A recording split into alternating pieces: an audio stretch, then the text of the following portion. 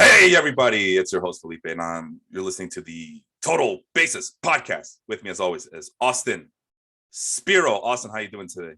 I'm all right, man. I'm all right. Good morning. It's a nice morning out here in California, and I haven't had to run my air conditioning or heater in the last 3 or 4 days, so it's been nice weather. We're not gonna be experiencing that for a while longer, but it's nice to have it while it's here. All right. Well, Austin, as we were mentioning off the air, you're a former baseball player. You played some college, and so I decided, you know what? Let's bring some balance. You were a college hitter, so I bring in from the bullpen a college pitcher to join us. James Handaboat, tell us a little bit about yourself and what are you doing here today? What's up, everyone? I'm James. I'm here from the Fan Tracks Baseball Life Fantasy group here. We're going to be talking about our draft today. So they brought me in to talk about how I'm a shitty drafter, so we're going to talk about why I don't know how to draft my team. So let's start dissecting. Well, James, really quick, you mind telling the folks where they can find you before we get started? I know you have a Twitch page out there. Yeah, I have a Twitch. It's twitch.tv/SlySSB, SLYSSB. Stream up multitude of games there. But other than that, just, same name on Facebook and Instagram, SlySSB. You can find me anywhere there. And what kind of games do you play? Do you play first-person shooters? Do you play, I don't know, Pokemon? I don't know. Tell me. I competitively play FPSs for my school and as well as like on my own. But I play like a bunch of other games too. Like if I'm just like bored of competing or being toxic all day online, then I'll play like Pokemon or like I don't know. Sometimes I play Sly Cooper, the old Sly games. Yeah. Every once in a while, but mostly just FPS games, I would say. And for those who don't know, James is a big time Mets fan. So he's representing the Mets. He's representing video games. He's representing himself. So, all right, let's get started. Oh, I should probably share my screen. So this is the league that Austin, you and I talked about with Sean last week when we went over everybody's keepers, and that is not the right screen. Sorry about that. That's I don't know what the hell was that. I mean, I know what I was. It just wasn't the right screen. Okay, here we go. And we kept 6 keepers. So it says round 1, round 2, but this is virtually the 7th round. And with the first pick in the 7th round, or if you want to just stick with the semantics that are in front of you, with the first pick in the 2022 Baseball Life League draft, Aaron, what's that? All we see is rankings. Oh, what the hell? Screenshot. So joke's on you. Those rankings are old now. All right, here we go. Now, okay. So yeah, virtual 7th round, but with the first pick overall in this Baseball Life League, it's Mario Margola taking Aaron Nola, which we discussed. We actually discussed the first 4 picks last week because this is a slow draft. So let's see. We go from comeback seasoning, which is Matthew Wheeling's team. We discussed that. Sorry. Chick Tick the long ball. That's Aaron's team. Blue Jays fan, so she picked the Blue Jays pitcher. But to her, normally I make fun that these are homer picks, but to her credit, there were 2 or 3 Blue Jays starting pitchers that were in my top 15, as you guys may or may not have seen in the previous screenshot. But I feel like she had to make that pick. Especially Austin, you said that you said you counted the number, and how many pitchers went in the first couple of rounds here? In the first 24 picks, so in the first 2 rounds, 14 of the picks were pitchers. And I don't remember if this was something that was discussed with Sean on the air or off the air, but he asked me, hey, Felipe, so I got to ask you, are you able to tell me what you're going to do in this draft today? And I honestly told him I have no idea, but after looking at the landscape of the players that were available and what was needed on my team, because remember I had Juan Soto, Luis Robert, Vladimir Guerrero, and Rafael Devers on my team already. So to me, I'm already set in terms of offense, but my weakness was pitching. I might go pitcher, and I guess everybody else thought the same thing with that as well. James, what was your strategy going into this draft for your team? That's actually something I want to talk about as one of my biggest faults. I think like my biggest fault as a drafter is that I try to draft a lot of people, well, not intentionally, that like do many things, if that makes sense, right? And something that I've come to realize, especially when you're playing the Categories League, it's smart. Like it's okay to draft a guy like Joey Gallo, who's going to hit 40 home runs, but hit 180. You know what I mean? It's like, it's okay because you just got to supplement that with something else, but now you're set in that home run category. You know, you're allowed to have like specialists, but I Yeah. keep drafting people that are like just great players overall, but they don't really do one thing particularly well. You know what I mean? And I think that's a little bit my downfall here. So I came in here trying to be a little bit more like pinpointed and like I want to win this category. Oh, I need to this guy doesn't, you know, he hits 100. I need to supplement him with this guy. But I don't know. I kind of got a little lost here with the having so many keepers. There was a lot of people off the table. You know what I mean? I feel Yeah. like the ADPs were really off, so I had to like kind of free it. Oh yeah. Yeah. Honestly, I don't even look at ADP anymore, man. Me I've done neither. drafts with ADP, and ADP is so dynamic, and that's for those who don't know. Average draft position is so dynamic, and it changes from time to time. And the worst part is you are depending. You're basically using ADP as a crutch, in that the fact that you're depending on it to be universal, and it's not. Every league is different. What you think is, oh well, I'll just wait around until pick number 180 to pick this player that I really want, and then he's gone like 3 rounds before that pick is even made, and then you're just left wondering what the hell happened. But no, I mean, Exactly. some of the stuff that you mentioned is pretty on par. Unfortunately, I don't draft that way. Like, oh well, I need someone who can steal from me. I need someone who can hit home runs for me. Or in this league, we have like 22 categories or 24 at this. I lost count already. I don't know. I need someone who can get me some triples. I don't look at it that way. I still do the whole, I want the best player that is going to help my team no matter what. If I'm going to get someone who can steal bases, he better goddamn well not cost me an on-base percentage or not hit or only hit 10 doubles for the season. I don't do that. I don't want my words to get misconstrued. So I meant more like you should have your like baseline guys that do everything, but like, having a Joey Gallo on your team to like help add a little bit more to like that home run category. Like you shouldn't be like, okay, one guy home runs, one guy stolen bases, one guy doubles. Okay. You know what I mean? Yeah. I meant more like I feel like I drafted everybody was like a 280, like 340 on base percentage, like can hit at least 20 home runs. Like it's just like I was like middle in like every category, if that makes sense. Okay, So, no, that makes sense. Yeah. Even Keel wins the race sometimes, but we'll see. Let's keep going here. Trevor Story, Lance Lynn, JT Realmuto. So it's pretty standard. I mean, the Realmuto being the first catcher, not surprising. Maybe going this early might be, but again, this is virtually the 7th round at this point, so maybe this is the time to pull the trigger on that guy. Especially since Salvador Perez was already kept. Yeah, exactly. Good memory there. Austin Riley going to Henry's team, and then it gets to me and Sean, because the last 3 drafts, Sean and I have been pretty much tied to the hip. I don't know if the fantasy baseball guys are punishing us for having a podcast, and this is their way of revenge. But yeah, I had to think, okay, well, do I go with Emmanuel Clase, who I have really highly ranked this year, or do I just go with Dylan Cease and, back-to-back starting pitchers? I went with Clase, hoping that all this time that Sean has been kind of poo-pooing Dylan Cease, that maybe Dylan Cease would come back to me. That was not the case. So I think even Sean in the chat said that, well, if you would have picked Dylan Cease, I would have just gone with Manuel Clase, so it don't matter. Like, all right. So either way, this is what happens when you do a podcast with someone for like the last 4 or 5 years. We're on the same telepathic journey here. So I keep thinking about this. Was this the pick to make? I mean, Austin, you're a non-biased bystander there. Who would you have gone here? Would you have gone with the relief pitcher, Emmanuel Clase, or the starting pitcher, Dylan Cease, in this first round? So this is the virtual 7th round, right? So if this is the virtual 7th round, I think right around this time is probably, because I've been doing a lot of mock drafts, right around this time is usually when I start thinking about trying to draft a relief pitcher, either the 7th, 8th, or 9th round. Yeah.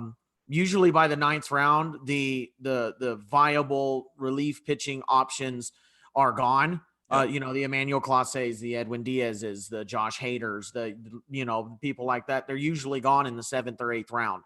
So I think drafting Clase was good, especially since, like I said, 14 out of the first 24 picks were pitchers. So, by the time you get down to where you're at, I mean, you're right at the turn. So you saw almost everybody else in front of you draft a pitcher, right? You saw, you saw Mario draft a pitcher, Matthew draft a pitcher. What in front of you had 1, 2, 3, 4, 5. You had 5 picks at pitcher in a row, or 5 picks right before you as a pitcher. Yep. So, and you didn't have a relief pitcher. So, I can see the pick for Emmanuel Clase. Hold on. I had Liam Hendricks as my keeper as well. So Oh, well then, yeah, that sets you up. That's the other thing. Yeah, that sets you up. You didn't have to think about relief pitching for the rest of the draft. I think that's one of my weaknesses as a drafter is sometimes I forget about the relief pitching. And then late in the draft, I go, oh crap, I still need another relief pitch. And then I'm like, well, crap, there ain't none left. That is a good point. I literally after I picked Clase, I out of sight, out of mind. I didn't have to worry about another relief pitcher for the rest of the draft. And then I finished back-to-back picking relief pitches, as you'll see eventually. So yeah, it's a good point. Maybe that kept me peace of mind, but I kept thinking to myself, would my team look better with Dylan Cease and Joe Musgrove, but without Emmanuel Clase? We won't know until the season goes on. But I on the turn, I did get Joe Musgrove. Surprisingly, Sean with Alek Manoah, which is another pitcher where Sean's like, oh, I'm not sure about him. His stuff's not that good. It was just obfuscation on his part. He was just trying to trick us. He was making us believe that he didn't like certain players, and then he goes and picks them up on in this draft. So there it is, guys. The difference between Sean and I is that Sean is using this podcast to do smoke and mirrors to eventually pick the players that he wants. But when Felipe says he doesn't like someone, you could take that to the bank, I tell you what. So that's the other thing I had going up against this draft is that I forgot that I needed a left fielder. And this whole time I was looking for a center fielder or right fielder, but it turns out Juan Soto was already my right fielder. So that was also a big fart in my brain. So that's something to keep in mind on as the draft goes on. So let's go. And that was the first round. We move on to the second round and we'll go with, let's go with James. Is there a pick here in particular that that was a head scratcher in the second round here? I don't know. It's kind of hard to say. I'm not really too high on Montas here, maybe, but I mean, I think when you look at what went before him, I think it's like a little bit more understandable. But I really don't remember what was on the board at this point. I mean, like, Morton was on the board. I took him a little bit later. He's coming off injury. It's kind of a little bit scary to draft there, but yeah. I don't know. I really don't know what Jacob's team looked like before this either, but I don't know. I think the picks were still pretty solid here. I'm not Verlander is a pretty big reach also, he was off the whole season last year, right? Yeah. Injury. Yeah. So, I mean, he was super hot before that, but now, he's a year older now. Can he continue that stretch that he had in Houston before he got hurt, after injury at this age? But once again, it's just starting, so many starting pitchers were coming off the board. It's like, I think everybody was kind of panicking a little bit, just like what's left, Yeah, I think that's what happened here. And that's what makes me kind of question if I made the right choice or not. But like I mentioned to Austin, I didn't have to think about relief pitcher for the rest of the draft, and I just kept concentrating on other areas. But let's take a look really quick. Let's see. The other reason why go ahead. I'm sorry. The other reason why I think Justin Verlander was a big risk is because it's Aaron. Aaron also has Mike Clevinger. She kept Mike Clevinger. Yeah. So she now has two pitchers who were off practically all season last year, coming off of an injury, and now are coming back, right? And that's a huge risk for it to be a third of her rotation. Yeah. So I mean, it may pay off because both those pitchers are really good, but there's a good chance it might blow up in her face too. Let me ask you guys something really quick. All right. So there was two people that went back-to-back starting pitchers here. So let's start with Sean going with Dylan Cease and Alek Manoah. And let me know if I miss anything, but I believe Aaron went Justin Verlander. And then the previous draft round, she went with Jose Berrios, sorry. And then I went back to back also. Yeah, James went back to back with Charlie Morton, and then the previous in the previous round he went with Kevin Gossman. So who had the better back to back starting pitching duo here? I'd like to mention that I also kept Max Fried last season. So I didn't ask that. I did not ask that. Who had the best back to back here? I think personally, as looking at both of those, I think the safest choice was probably Sean's. Yeah, I think so too. Dylan, goddamn it, Sean. Gossman was good for San Francisco, but Toronto's a different animal. Yeah. So so we'll see how that goes. He had a great season last year, but I'm not necessarily. I think he'll be good again this year, but I'm not necessarily sure it warrants a 7th round pick. Also, the irony is not lost here that, we're kind of poo-pooing Kevin Gossman. We're poo-pooing Jose Berrios. but we're admiring Sean for picking Alek Manoah in the second round. So Well, it's like we have Blue Jay bias here. I like the Jose Barrios pick. I think Uh-huh. the Jose Barrios pick is good. Why I didn't pick Aaron was because of her Justin Verlander pick. That's a huge risk.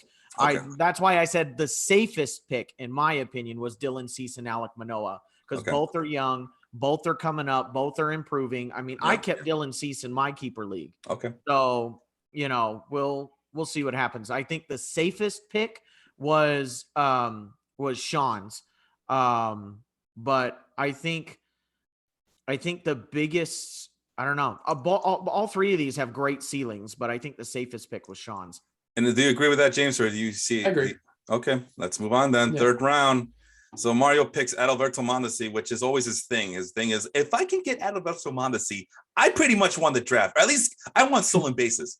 And he's not very good at anything else, but I at least won the stolen base category. And so he's going to go with that. And then he goes, because then he can't stay on a field. So no, you didn't win. But if he stays on the field, you know, But that is a huge if. But yeah, Mondesi's probably the only player in Major League Baseball who could probably steal 50 stolen bases while everybody's kind of scrambling around looking for stolen bases. And then he goes back to back with Seiza Suzuki, which is pretty bold, getting the Japanese player. We don't know what to expect from him, but some projections have him maybe getting 20 home runs and 10 stolen bases at best, with a pretty decent on-base percentage. So we'll see if that works out for him. Speaking of on-base percentage, Brandon Nimmo going in the second pick overall in the third round.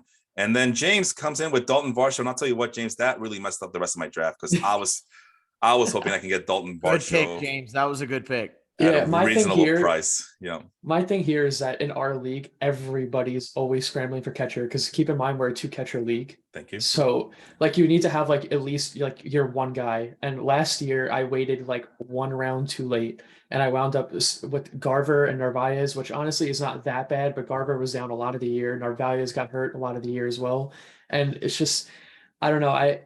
I'm high on him this year. I saw Grandal was still on the board, but I went with the upside a little bit more here. You know, since it is like the catcher category, I guess I could stand to lose a little bit more there, as everybody's probably going to lose a little bit there, besides whoever gets Real Muto and Grandal and Perez. But I don't know. It was a little bit of a reach pick, but I feel like he's going to have a good season this year. So, well, I mean, normally it would be a reach of a pick, but you know, like I said, it's a 2-catcher league, and I mean, if you believe that Varsho is going to be better, and he's not going to be catching most of the time, it sounds like. It looks like he's going to be center field, right? So I mean, that maybe we underestimated him. I didn't put him in my top 5, but he was definitely someone I was like wanting to target later on in this draft. But like I said, you made that pick, and that just basically changed the dynamic of how I would draft the rest of the way, and you'll see what I mean by that really in just a few minutes here. But aside from that, I would have to say the one that really made me scratch my head, man, it's a tough one, because there's a lot of good players, but if you're only talking relatively speaking, I guess Jake Cronenworth, just because I don't know what the Padres are going to be doing this year. He's left-handed. They might go to a more of a platoon system all over the field with the players that they have down there. So I just don't know what to expect from Jake Cronenworth this year. Yeah, I was afraid to draft Padres, because every single time I was trying to look at, position players that maybe were like available for multiple positions. Like, I feel like every single one of them plays on San Diego. It's like, where does anybody even really have a place there right now? It's like, I feel like everything's up in the air, and I just wasn't really sure. I was afraid to draft San Diego because I didn't know if what I drafted them for, if they were even going to be playing there or even get eligibility. You know what I'm saying? Like, that's a very good point, because last year I was all about those Padres players, and this year I don't think I drafted any Padres players, which is even including pitchers. I don't think I drafted any pitchers in this league. Yeah. Austin, who was your favorite pick in the third round, really quick? My favorite pick? Yeah, why not? Yours of Jonathan India. Yeah, goddamn right. That was a steal. Hell yeah. I can't believe he fell down this low. I thought he would have been taken in the first couple of rounds. I think Jonathan India was a steal. Yeah, that's what I think so too. No bias here. Then Sean goes back. He saw that I got Clase, so he returns the favor by getting Raisel Iglesias. And then, going into the fourth round, he picks up Miles Straw, which, as you guys know, if you listen to this podcast, he loves himself some Miles Straw. He He's maybe a 30 stolen base candidate, very underrated player. I wanted to get him maybe on later on, but like I said, this was a weird draft because I couldn't remember exactly what position I needed, whether it was left field or right field or center field, and I completely forgot that I had Luis Robert, so I guess I didn't need him. But if I didn't have a Luis Robert, I definitely would have gone after Miles Straw. And then this happens.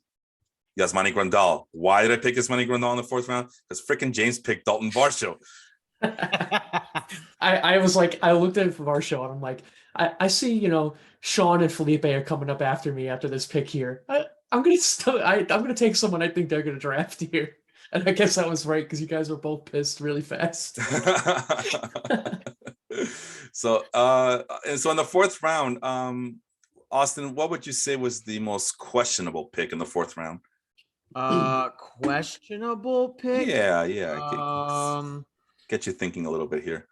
The most questionable pick is probably Cal Quantrill. Oh my God. I was about to say, man, he better pick Cal Quantrill because that one's a real head scratcher for me as well. A head scratcher. I like the Cleveland rotation, but I don't think he should have gone this. I think Aaron could have waited a few more rounds to get Cal Quantrill. I don't think anybody was coveting Cal Quantrill. I know I wasn't. not the way she was coveting. Tyler Rogers going as well was kind of weird to see because he went before Taylor Rogers. Taylor is supposed to get the closer position in Minnesota. This is a holds league, however, so maybe that's what he was thinking. Well, and even then, the mock drafts that I've been doing, Taylor Rogers is not going very high. Taylor or Tyler? Taylor. Oh, okay. Yeah, he really isn't going very high. So yeah. My thing is I've learned to stop questioning Jets picks because they always work somehow. So didn't work last year. I'll tell you that much. It didn't work out last year. Every year we make fun of him, and then the one year he did well. And I mean, Sean pointed this out too. So don't come after me. Sean pointed this out too in the previous podcast or so. Yeah, it didn't work out last year. So we'll see if maybe this is, you know, the what is it, the even year, like the Giants. Like, well, odd years are bad, but even years are good. We'll see what happens. And then I didn't know that I needed a left fielder, so I let JD Martinez go. Would I have drafted him if I'd known I needed a left fielder? We'll never know. I just know that he went to Leon's team. Good pickup there. James picked Ryan Presley. So James going 3 pitchers, 2 starters, and 1 relief pitcher. Is that right? Yeah, I mean, if you look at my roster before this, I kept 5 position players, okay. And 3 of them were outfielders. I had Yelich, I had Betts, and honestly, there was nobody really left for me to keep based on my team because I was not happy with it last year. And I kept Conforto, hoping he'd go somewhere outside of the NL East and maybe do something like he had something good with his career, but I don't know. It's just a lot of the players that were left at this point. It was just a lot of like really strong outfielders, and I just didn't really have room for it. So I figured, why not? You know, my pitching was really bad last year. Let me just, you know, secure pitching early, and then I'll like pick what's left afterwards. All right. Well, here's the other thing I'm noticing. Yeah. Just as an outsider, I feel like since 14 of the first 24 picks were pitchers, everybody panicked, and so it looks like a bunch of people panicked, and that's why I'm like, that's a weird place to draft that guy. Why would you draft that guy there? And I wonder if it's because, well, the pitchers were coming off the board. I needed a pitcher, you know, and they were just like, well, let's go. I have a feeling some people panicked. I'll be honest. I panicked because freaking James picked Dalton Varsho. So I went with catcher. Okay. So Angel has a question. You know, he thinks Montes and Verlander were probably the worst picks in what round was it? 2nd round, was it? Yeah, in the 2nd round, but he wanted to see who was available in the 3rd round. So let's make that. Let's do that quickly here. So Justin Verlander, Frankie Montes. So in the 3rd round, who picked Frankie Montes again? Okay, so Jacob goes with Montes. Aaron goes with Justin Verlander. Who was available in the 3rd round in terms of starting pitcher? Let's see. Darvish. Maybe. Well, and even then you had Molly. You had Tyler Molly. The 4th round. Yep. Yeah, you had Pablo Lopez, and then Aaron makes another questionable pick in Cal Quantrill. So yeah, I guess those guys were the picks to be made at that point in the 2nd round. But I mean, if we want to go in the 5th round, which we will, I mean, the other starting pick, Carlos Rodon and Blake Snell, Framber Valdez going to my team. So Yeah, I think there might be some point there with what Austin is saying, that people may be panicking and they're just trying to pick up whoever they can before the pitching well runs dry. Mario goes Tim Anderson in the 4th round, Joey Gallo in the 5th round, who we just talked about. So I don't know if it's Yankee bias or if he just strictly believes in Joey Gallo, but it's a weird team so far that he has going here. Certainly likes his aggressive swingers. Yeah. Oh, well, Joey Gallo is not aggressive. He might be too patient, but it's one of those where he might be seeing a lot of pitches, and that, like the Kyle Schwarber thing, that he sees so many pitches that eventually bad things are going to happen more than good things. And maybe some of these guys need to be a little bit more aggressive on the plate. And then James goes with Starling Marte. He saw that Tim Anderson went off the board, Mondesi went off the board again to Mario's team. So you decided that you were going to go pick up Marte to get you some stolen bases, or is this just a Mets bias pick? No, I actually specifically try not to draft Mets, and honestly, I'm really mad at myself for picking this here because I forgot. Like, oh yeah, it's only a little bit of a knee issue that's going on right now, but he's also on the Mets, so he'll be out till July. But yeah, so I wasn't really happy about this pick. I think it was just like my brain saw that Marte had fallen like kind of far here, like with other people. Like if he's healthy, like this guy is like, he's a really strong pick, especially in a categories league. Like he's always gonna have like, decent like gap power. He's really great speed, and he always hits for average. He gets on base. And I don't know, he scores runs because he's a fucking fast guy. He gets on base, he scores, right? So it's like I just felt like what I had on my team already, like, and looking at what was left after this in terms of like, I don't know. I'm trying to explain a pick that I don't really like, so I don't know. I'm just kind of reaching right now, but just say that he was a Mets player and you had to have him because he's a Mets player. Yeah. I think I only drafted two more Mets players after this. I try not to draft Mets players, but I drafted a bunch of Mets players. I'm just picking on you. I'm picking on you. Okay, so we talked about Kyle Schwarber. So that goes to Mike Harvey's team. So that we're seeing. I don't want to call him one-dimensional, but Joey Gallo, Kyle Schwarber, they're basically the same player in my book.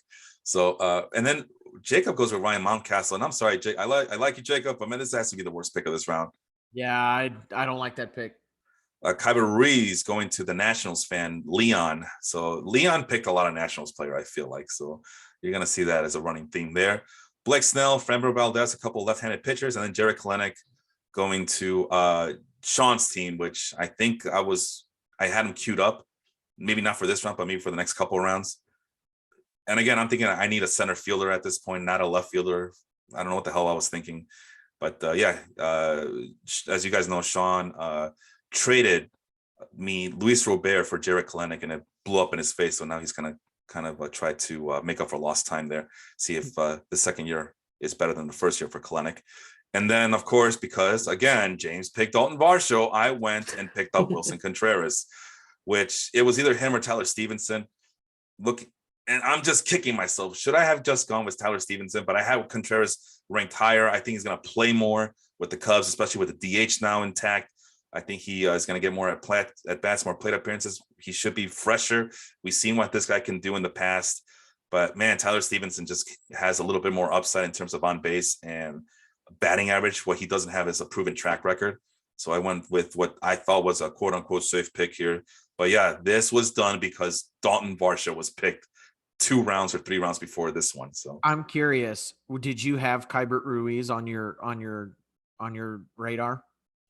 I did, but it was either Wilson Contreras or Tyler Stevenson. No matter what Leon would have done here, it would have been those two, okay. Tyler Stevenson or Wilson Contreras. So because I feel like Keibert Ruiz, I like Ruiz. I'm kind of high on Ruiz, but I think it was too early to draft Ruiz. But yeah, I think I set a little bit of a precedent here with me picking catcher so early. Like everybody was kind of seeing that there was nobody left, and I think it got people a little nervous. Well, this is the point of the draft where people were making fun of me. Oh, there goes Felipe doing both the Cubs and the White Sox because he's a bisexual fan or whatever. But no, I have both Grandal and Contreras, number 4 and number 5 respectively. And like I said, the only guy I was thinking about was Tyler Stevenson, who was ranked number 6. Keibert Ruiz is my 8th ranked catcher. And Varsho is number 7. That's why I was hoping I can get him later on. But that's not what James wanted. So James ruined my draft here.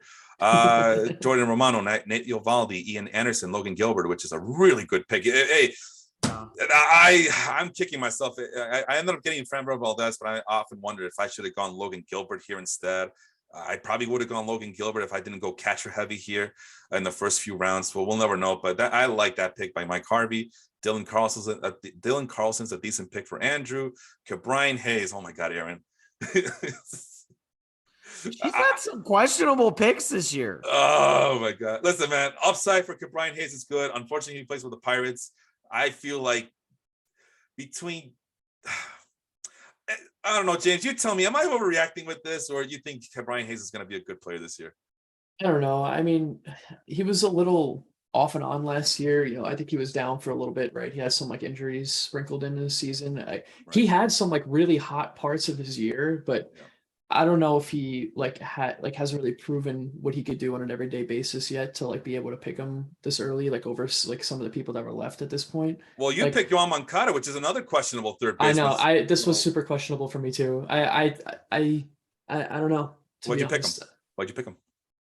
I don't remember what my thought process was at this point, to be honest. I think it was like I was starting to panic because my infield was empty and all I had was pitchers and a catcher and an outfield. And I had like no infielders. I was trying to see like what was left, and I think I just panicked. I think I also had like 30 minutes left to pick because I was in class or something like that. So I was just like scrambling. Definitely not this. I think this was my worst pick of the entire draft, though, in my opinion. Angel thought I had a great pick in Framber Valdez, so thank you, Angel. Thank you. And then Henry was giving me shit about it too, because hey man, why are you drafting catchers so early? All you have to do is just draft them, or not draft them. Sorry, go after the minor league catching prospects. And as you guys know, in this podcast, I am so anti-catching prospect. I do like Adley Rutschman. If I'm gonna have a catching prospect locked up in my minor league slot, it would be Adley Rutschman, which Henry has on his team locked up. What about Alvarez? I'm sorry, what? Or Francisco Alvarez? Yeah, but Alvarez is a little bit far off, isn't it? I think he's starting in Double A this year, right? I forget. Yeah.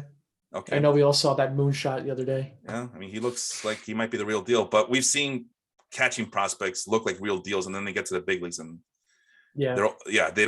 I mean, listen, look how long it took Travis d'Arnaud to be a serviceable, adequate starting catcher for the Braves.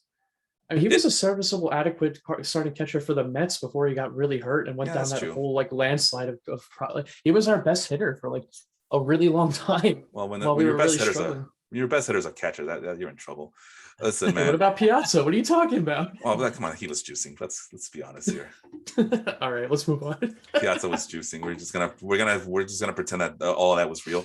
All right, so with the Mets, a 293 on base percentage in 2017 for d'Arnaud, and again, it might be injuries, but he played 112 games that year. When he played 108 games in 2014, he was at 302 on base percentage, compared to the Braves, where he posted on base percentages of 312, 386. Okay, so maybe he's not as good as I thought he was, but he does in spurts produce. Yeah. But it's taken him until the age of 30, 31, 32 years old for him to get regular playing time and look somewhat respectable, you know. Yeah, I agree. That's why I didn't look at him at all this draft. Yeah. Let's see. Corey's asking, what are your thoughts on Connor Joe? I think he's because I was looking to draft him, but then I saw that he might be coming off the bench this year, even with the designated hitter. But I liked him last year. He kind of saved my team a little bit in August, September last year. So hopefully he gets more playing time than not. But Connor Joe's in both of our second tiers for outfielders. Yeah, because it's just mid-second tier for us. Yeah, I think Andrew picked him here in this. Did he? Well, we're gonna find out. But yeah, I mean, if you believe in him, go ahead and draft him late. But I wouldn't reach for him, so to speak. So let's put it to the test. Austin, Brian Hayes or Yoan Moncada at third base? Who would you prefer in this situation? Oh, that one's hard. Because Brian Hayes is, you thought he was going to be good, but he hasn't been good, and he plays on the Pirates.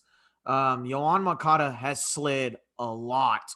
I believe he was my last pick in my first draft this year. He was my very last pick because I just needed a backup third baseman. I think I would have gone Moncada slightly over Brian Hayes. Because the next really third want the baseman, Chapman here. I want the Chapman, and I had him like down in my queue, and I just missed it, which is why I hated this pick, because I wanted Chapman here, and I just like was scrambling to make my pick, and I like forgot that Chapman was like on my queue, and I wasn't paying attention. And then I was like, oh my god, please make it to my next pick. And obviously Leon. Oh no, I got my next pick and I got Adames, so I forgot twice. But yeah, so there you I go. don't know. Let me add another one. Hayes, Moncada, or Chapman, Austin. Who would you have picked in that situation? Or Ryan McMahon. Ryan McMahon's also in there. So it's getting to that. Oh boy, to that point. I think I would have went. Chapman, McMahon, Moncada, Hayes.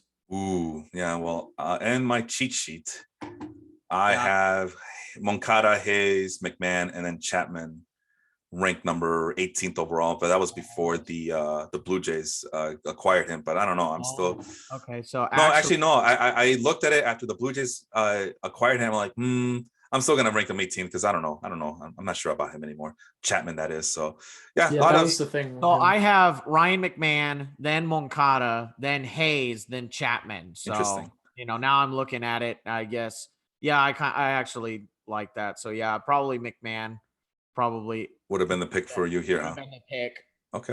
And what were you gonna say, James, about the third base situation?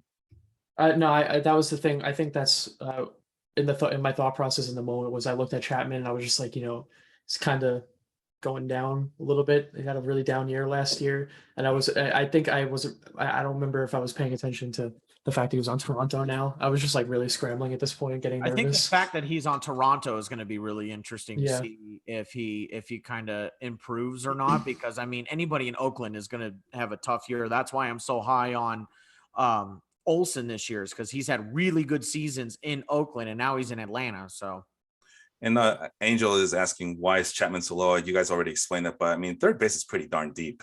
Yeah. Where if you don't like these 4 third basemen that I just named, you could keep waiting and maybe pick up Mike Moustakas if your heart desires, or if you believe that Eugenio Suarez is gonna flourish in Seattle, go pick up Eugenio Suarez.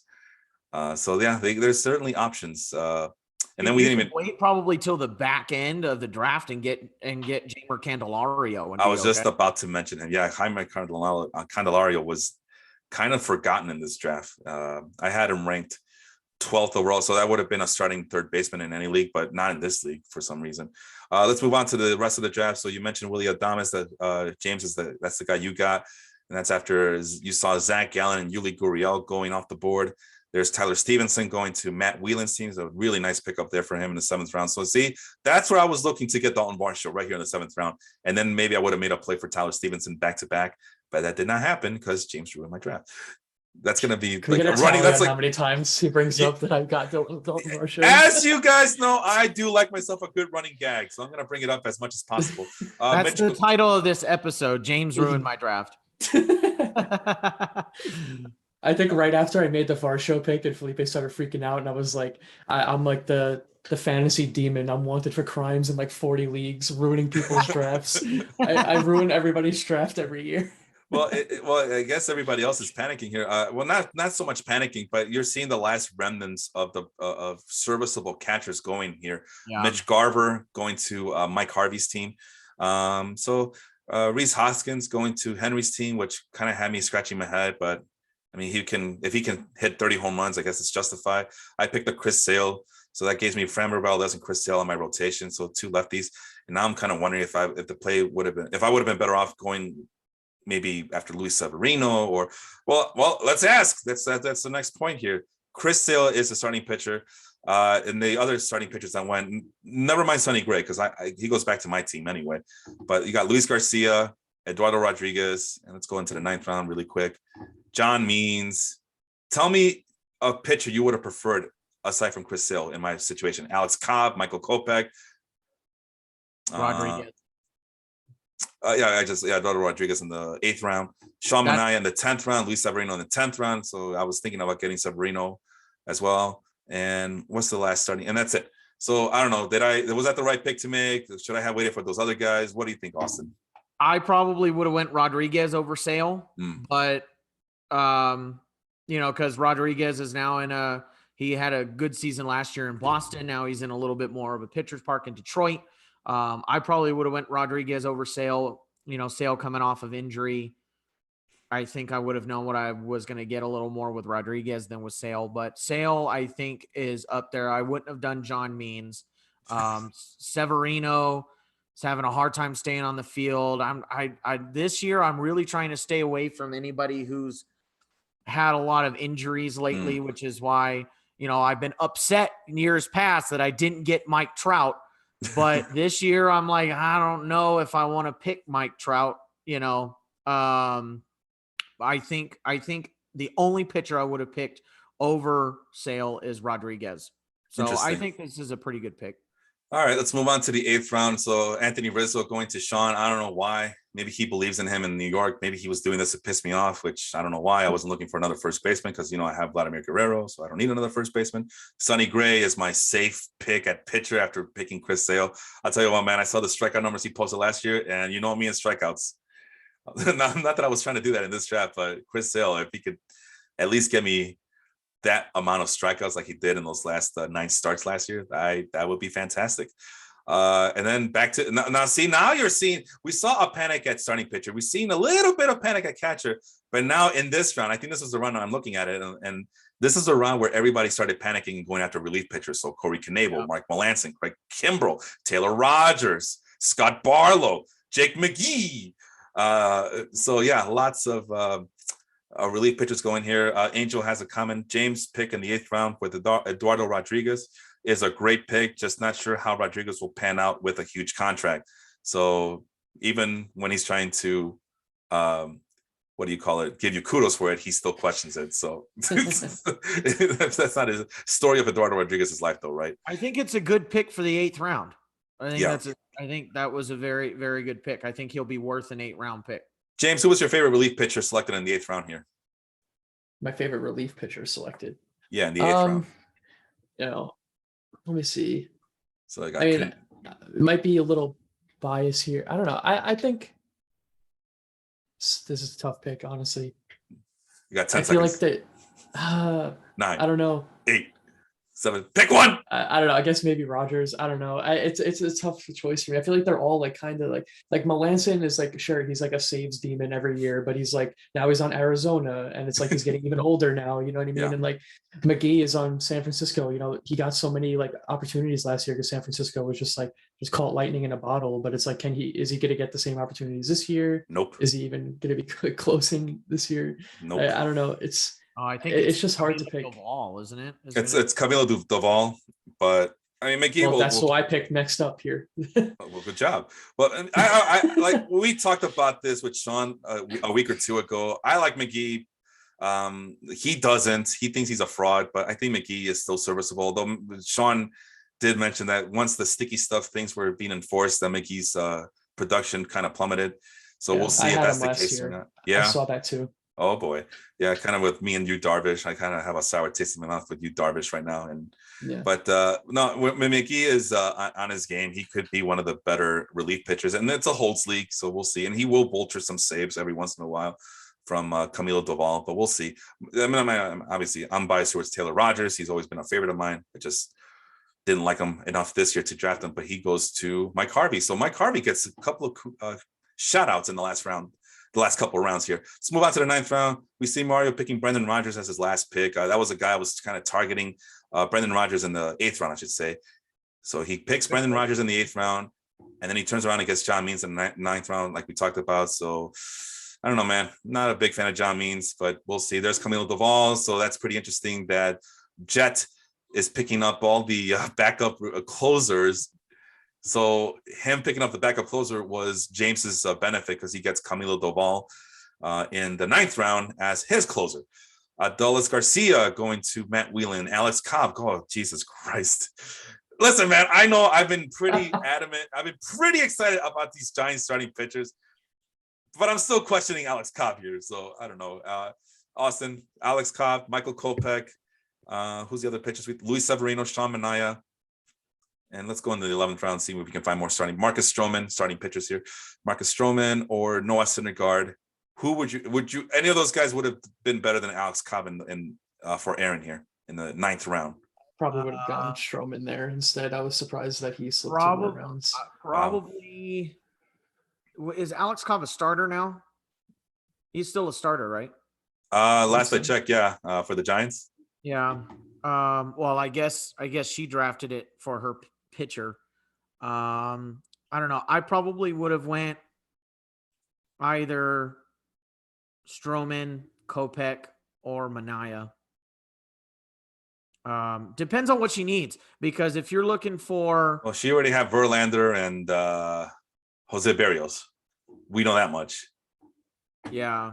So I don't know. Cobb in San Francisco will be interesting. I think I'm bitter because I'm an Angels fan and he bit last year. He is a ground ball guy with that splitter.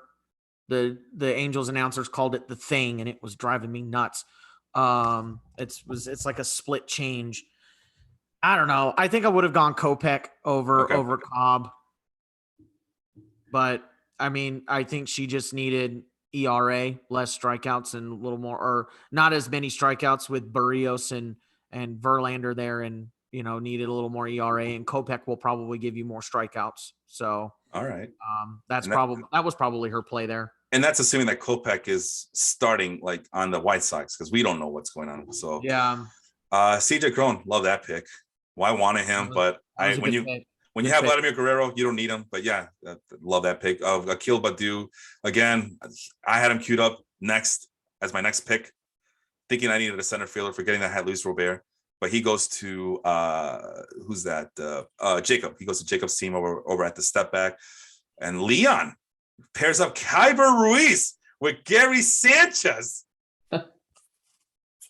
That's awesome, man. Good for Leon.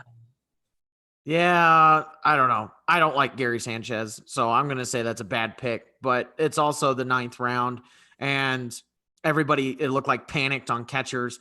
So you don't have any more serviceable catchers. So I guess Gary Sanchez is going to give you home runs. He's not going to give you much else. So I guess out of what was left, you either had him or Narvaez, or I think that was about all that was left. So Alejandro Kirk went there right there too as well. Alejandro, 2 picks later. Alejandro Kirk. You know what? I might have went Kirk over Sanchez. I don't know, because the catcher situation in Toronto is really weird. You've got like 3 or 4 catchers that could catch for Toronto. So that's why I was hoping I could wait for Kirk a little bit longer as my 3rd catcher, because I feel like you need a 3rd catcher in this league because it's a 2-catcher league. But I know that Sean absolutely loves him, so I need that. And then right now, Kirk is being penciled in as a DH right now, just like for the reasons that you mentioned. They're awesome because the Blue Jays are loaded at catcher. Yeah. So, but if he's at DH, this might be the steal of the draft here. And then he goes, and then Sean picks Omar Narvaez on the turn in the 10th round. So you went with 2 catchers. Yeah, he went back-to-back catchers. Wow. And he mentioned it too. Yeah, you guys are picking catchers a lot earlier than I thought. So, but he still got the guys that he wanted, unlike me, who kind of settled and went big, or I went big and went or go home on my catching situation. Sean got to pick the catchers that he wanted, but at least his catchers were still around. My catchers were all gone by the time. Anyway, not that I'm bitter or anything. James, Austin Meadows going to Henry's team, and then my favorite pick of the draft of this 9th round was Franmil Reyes going to team Franmil Muertes. So finally, my player that I named my team after, along with the wrestler from Lucha Underground, but the player that I named my team after is finally home with the team he deserves to be on. So I look forward to having him on my team this upcoming year. So we talked about the back-to-back catchers that Sean picked, and here I am. I waited this long to pick a shortstop because I have Bobby Witt as my minor league slot guy. So I had that in back of mind. So I saw a lot of good shortstops go. But then I realized, you know what, Gleyber Torres, it's either now or never. Yeah. Because we do have a couple of Yankee fans. And if I do believe in Gleyber Torres bouncing back and he's going to get second base eligibility, now would be the time to get him. So I got him over some guys maybe that I could have used that might have been better suited for me here, like Luis Severino, Sean Manaea. We talked about those starting pitchers already, but I couldn't help myself. And let's take a look at shortstop or even second base, Gleyber Torres. So middle infielder is what I'm looking for. was Gleyber Torres the pick to be made here? So I would have definitely picked Torres over Brandon Crawford. Yeah. Who else is available here? Yeah, middle infield. Gene Segura. Oh yeah, definitely Torres over Segura. What the hell? There was really nothing left at this point, middle infield wise. Yeah. It was very barren. I had like Madrigal on my list for like picking 3 rounds later, but he went to Mario here. Like In the 12th round. there really was not much left. Luckily, I kept Bogarts to start the year. So like I have a pretty serviceable shortstop ready. I don't have to really worry about that position.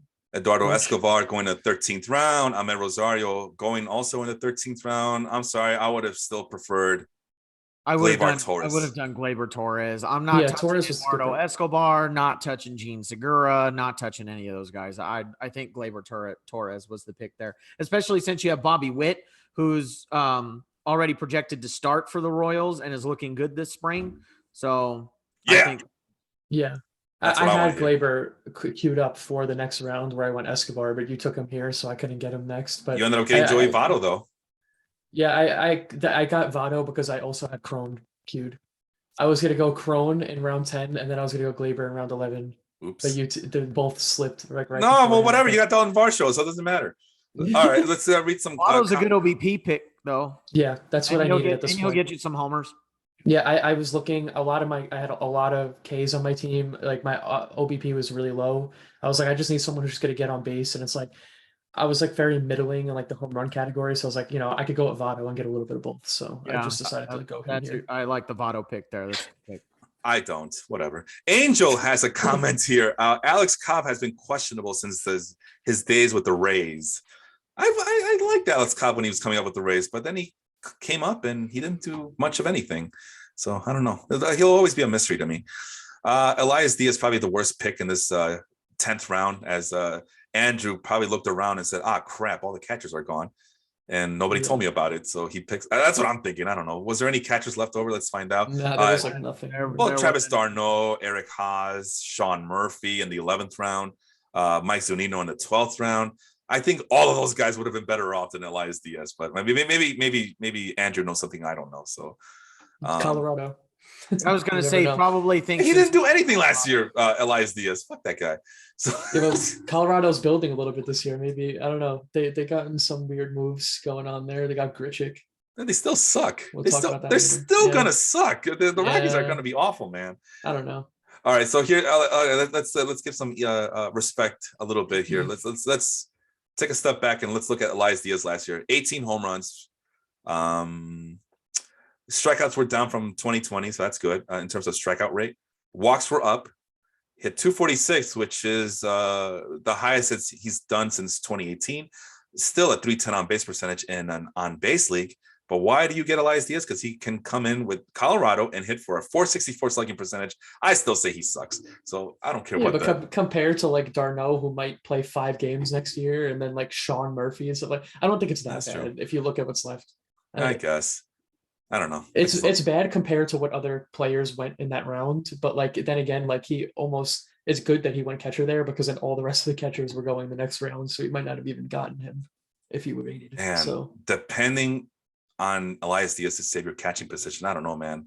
Big thumbs down.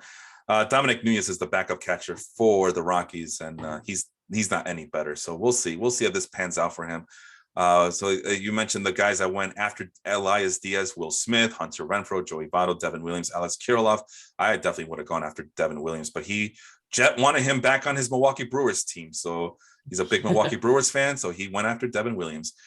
All right, moving on to the 11th round. Oh, Mario doing Mario things again. Jesus Luzardo to kick off this 11th round. Jet goes with Brandon Crawford, and there you are, Mr. James, picking him up, Marcus Strowman of the Chicago Cubs. So you mentioned that you would have preferred him over some of these starting pitchers that went before him. So I'm pretty sure you were happy to get him on your team. Yeah, I had him queued, and honestly, I wasn't really expecting him to slide once I saw starting pitching going off the board in the round before that. But I don't know. I know it's like, he's just a great ground ball guy. He had a good season last year. He's kind of got lit fire under his ass now going to the Cubs with all the drama leaving the Mets this year. I feel like he's going to try to hand it to the Mets and have a great season or something. So I don't know. I have hopes for him this year. I liked him last year. What I needed, just someone who was consistent and wasn't going to give up a ton of home runs because I had some a little bit of, I wouldn't say power pitchers, but my home run numbers weren't great going here, and he's a guy who keeps the ball on the ground, so I thought it was a good pick for me here. Ready?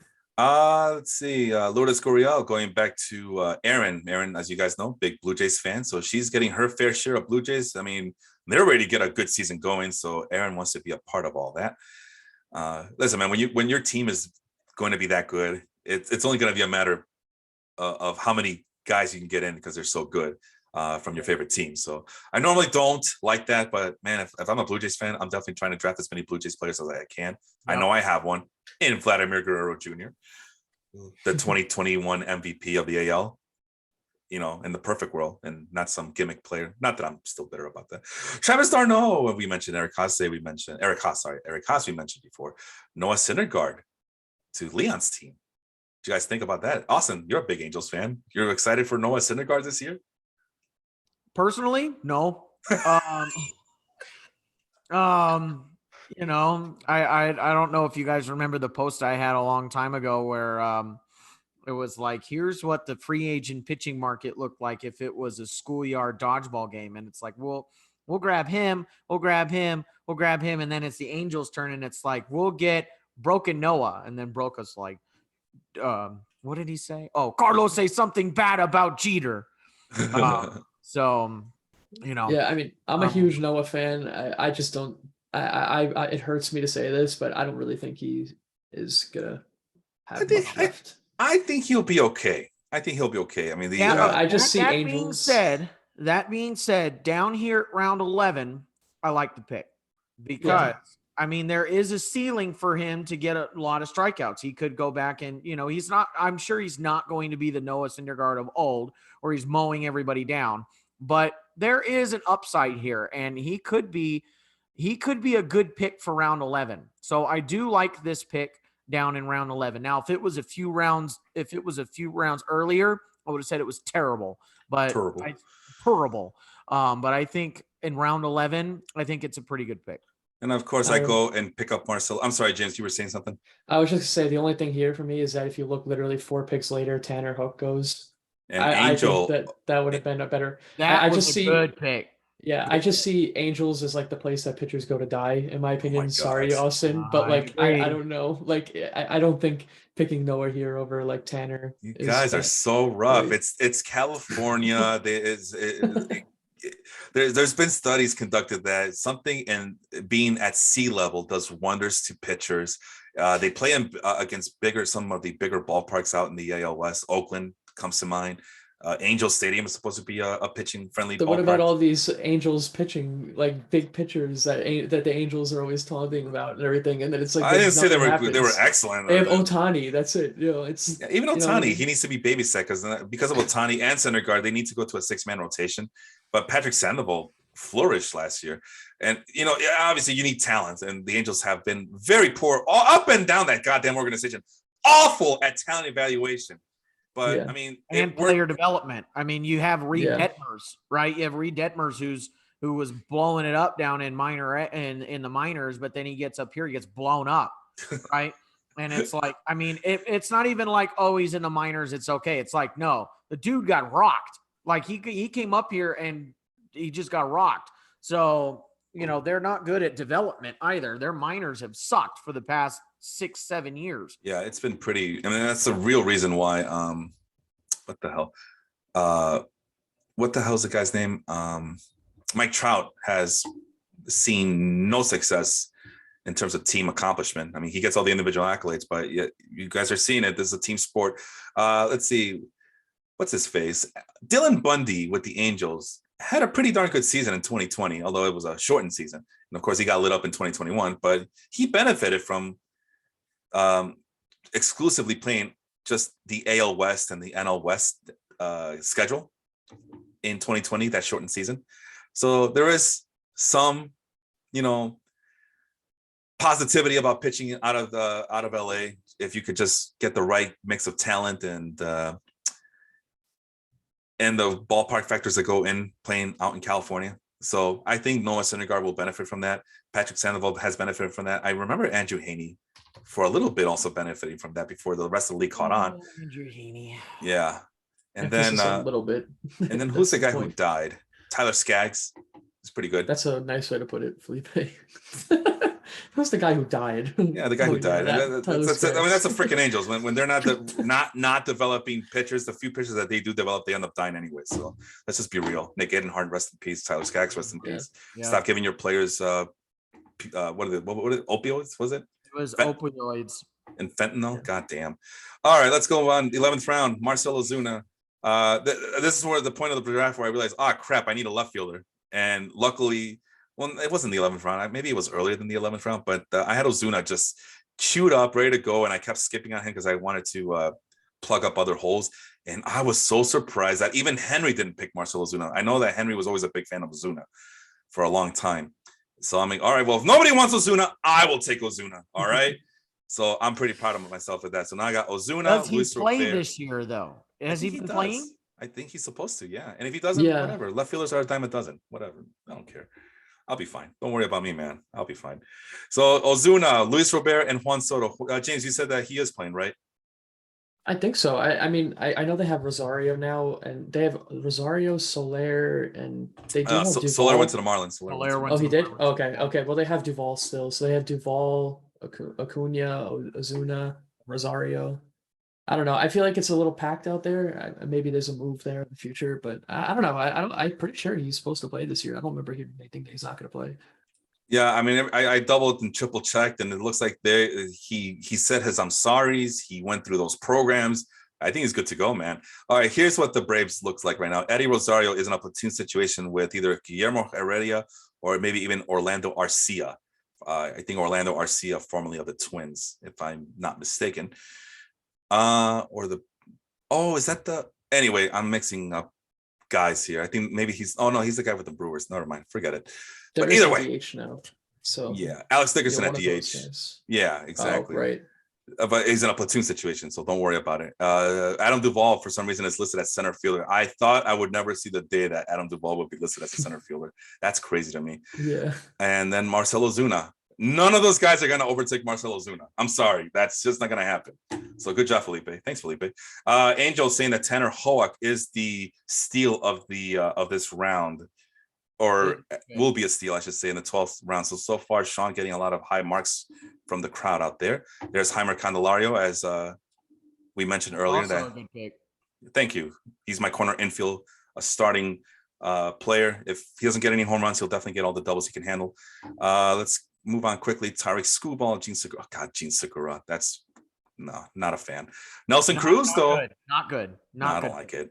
I wish Jacob were here to explain that to me, because I don't know, man. He's getting old. He doesn't even steal bases anymore. So I don't know. Let's tag him. Gene. No, he's been tagged. They all know. What the hell? They've been tagged. They know what the situation. Listen, man. If you're in any of my fantasy leagues, this is the result. People are seeing your bad picks right there on the air, and you're gonna have to explain yourself. But no, they're all ducking me right now. So the Jet's in the chat right now. Oh, Jet. Yeah.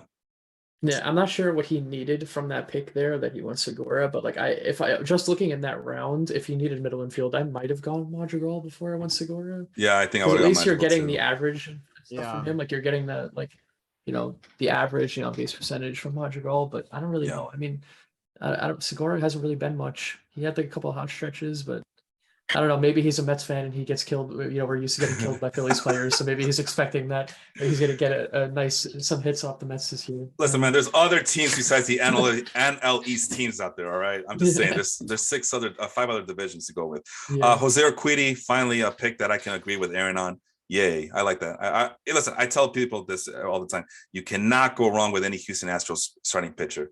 Yeah. And I guess in that sake, including Justin Verlander. So Matt Barnes going to Andrew, a pick before Jose Urquidy. So that's not too bad. Gregory Soto, not a fan.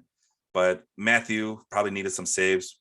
Soto looks like he's going to be starting as a closer. So James that was probably oh crap, I need a relief pitcher and there's nobody left. So Gregory Soto is going to get me saved. Let's find out. So let's see here. In the 13th round, no closers. In the 14th round, Paul Sewell goes to my team, but he might be a hybrid relief pitcher, but that's okay. It's a holds league, so I want him more for the holds than I do for the saves. Joe Barlow. I mean, Chafin's right there.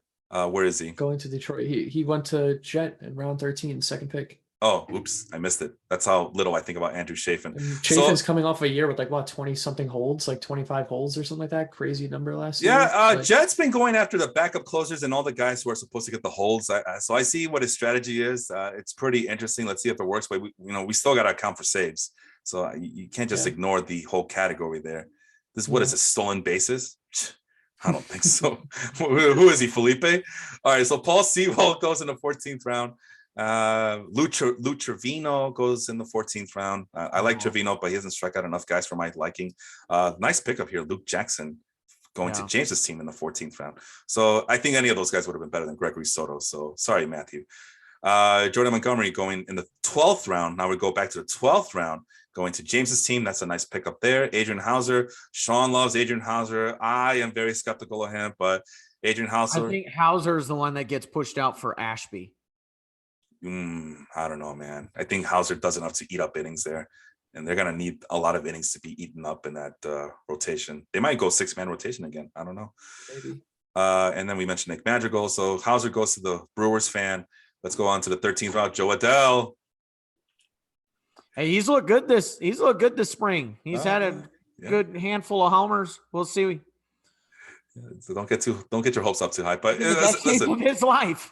Listen, man, Mario is known for these types of risks, man. This is like sleeper city over here. He picked up Nick Madrigal, Joe Adell, back-to-back former highly touted prospects who, I mean, these are what are these post-hype prospect sleepers for him. So good for him. We mentioned Eduardo Escobar before. He goes back to James's team. I don't like that pick.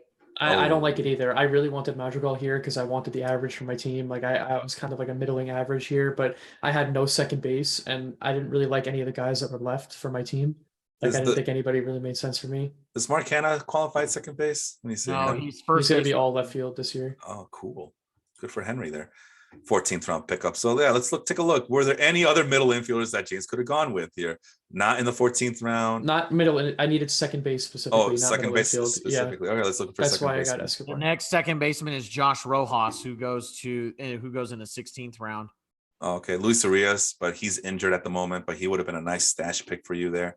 I could have gotten Scope as well. Like Scope was on the board there, but Colton Wong.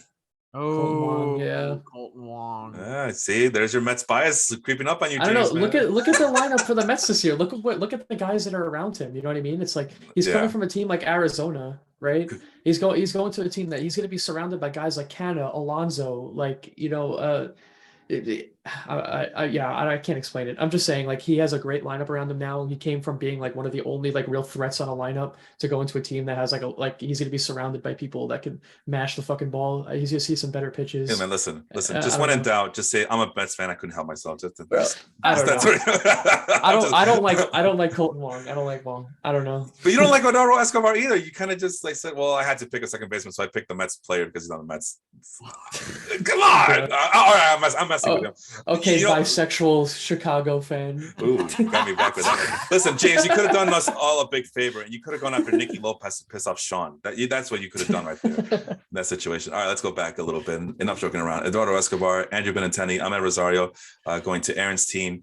Carson Kelly, Adam Wainwright, Christian Javier. Oh, finally, a pick that I'm actually proud of with Jacob. Like I said, you cannot go wrong with any Astros starting pitcher this year. Leon going with Patrick Sandoval. And then look what Henry did here. Anthony Volpe of the Yankees. These Yankee fans, man, they think they have Derek Jeter. The second coming of Derek Jeter on their hands. It's coming. No, you guys don't think he's going to be the next Derek Jeter? I don't know enough about him to have an opinion. I know that he's a very highly touted prospect, but he might not.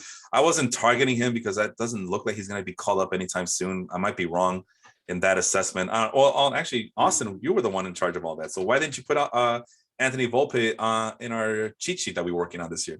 I don't believe he qualified under what we had. I believe his ETA was 2024. You are correct. 2024, still high upside, but still a lot of work to do. But the future value is going to be 60. But yeah, by the time Anthony Volpe gets called up in this league, we're going to go back to 0 keepers. So yeah, we'll Oh, I was going to say, because my guess is he's just going to stash him and wait. But if you guys are going back to 0 keepers before Volpe comes up, I don't know. I don't understand that pick. I don't get it. This pick only works out if he gets called up in 2023 a lot earlier than anybody expected. Yeah, so basically Torres and any other option, LeMahieu gets hurt, or there's got to be enough injuries for the Yankees to go, you know what? Fuck it. Put Volpe up there. Yeah. All right, 2 New York shortstop prospects in the same round. Oh, who's the other one? I forgot. Rosario. Oh, jeez. Yeah.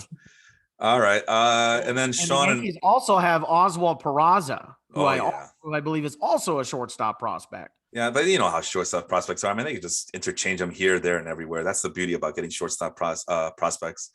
I mean, Austin Martin was a shortstop prospect, and now he's going to be a center fielder. So make it make sense. Looking at O'Neal Cruz, who's probably going to move to, I think, third base. Maybe talked about it. He's going to maybe move to third base. Yeah, he's really big.